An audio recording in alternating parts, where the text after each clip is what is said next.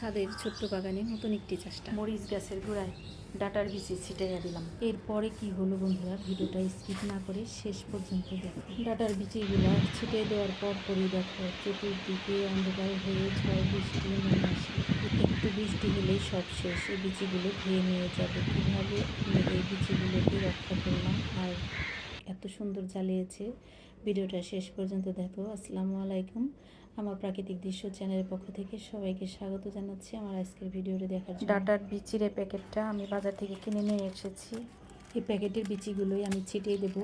আর এই প্যাকেটটা যখন আমি বাজার থেকে কিনে নিয়ে আসি, এটার উপরের লেবেলটা ছিল সবুজ, বাসায় এসে দেখি এটার উপরের লেবেলটা লাল। তো উপরে আলগা একটা লেবেল বসাই দিয়েছিল। ওরা আসলে 2 নাম্বারে কাজ করে, এগুলো দেখে কিনতে হয়, কিন্তু আমি বুঝতে পারিনি। তোমরা উপরের লেবেলটা ভালো মতো দেখে কিনবে, যাতে আমার মতো ঠকে না যাও। তো আমি এই বিচিগুলোই ছিটিয়ে দিচ্ছি। মরিচ গাছের গোড়া, এই যে মরিচ গাছ, অনেক ফুল আসছে মরিচ গাছের গোড়া এইভাবে করে দিছি।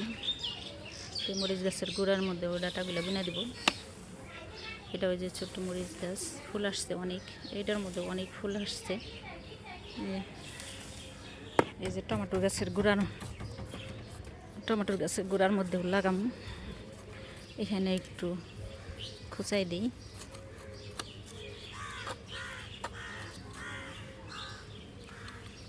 একদিকে মরিচ গাছে মরিচ ধরবে আর চতুর্দিকে ডাটা হবে, আর টমেটো গাছে টমেটো ধরবে, মাঝখানে চতুর্দিকে ডাটা হবে। সুন্দর একটা আইডিয়া। তো এরকম করে তোমরাও বুনে দিও, দেখবে সুন্দর এক টবের ভিতরে 2 রকমের ফলন পাবে। তো এই যে দেখো, আমি কিন্তু এই মরিচ গাছের গোড়া দিয়ে বুনে দিচ্ছি। আর এই যে টমেটো গাছের চতুর্দিকে এভাবে আমি ছিটিয়ে দিলাম। দেখো বন্ধুরা, এখানে বৃষ্টি নামছিল, ডাটা বিচি বুনছিলাম। তো এই ডাটা বিচি কিন্তু এখান থেকে বৃষ্টিতে এটা ঢাইকা রাখছি, যাতে বৃষ্টির পানিতে ডাটার বিচিগুলো ধুয়ে না।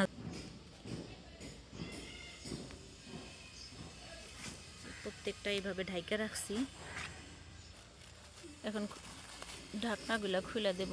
ঢাকনাগুলো খুলে না দিলে আবার ডাটাগুলো সুন্দরভাবে বড় হবে না, তাহলে চিকন হয়ে যাবে।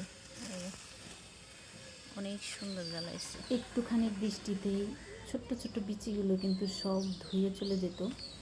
তো আমি এই পলিথিন দিয়ে ঢেকে দিয়েছিলাম, ভাবছিলাম কিভাবে ঢাকবো, তো আইডিয়া খুঁজে পাচ্ছিলাম না। প্রতিটা ড্রামের মাঝখানে, বালতির মাঝখানে একটা করে চারা আছে, মরিচ চারা, টমেটো চারা।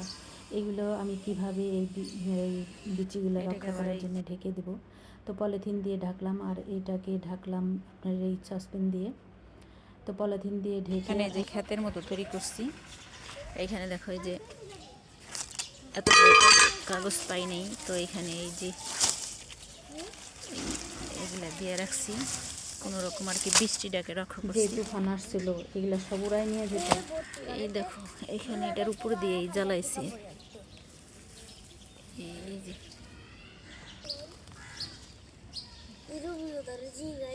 ঢাকা থাকলে গাছগুলো একদম চিকন হয়ে ওঠে। কেমন হয়েছে আমার আজকে ভিডিওটি কমেন্টে জানাও, আর ভালো লাগলে বন্ধুদের মাঝে শেয়ার করে দিও।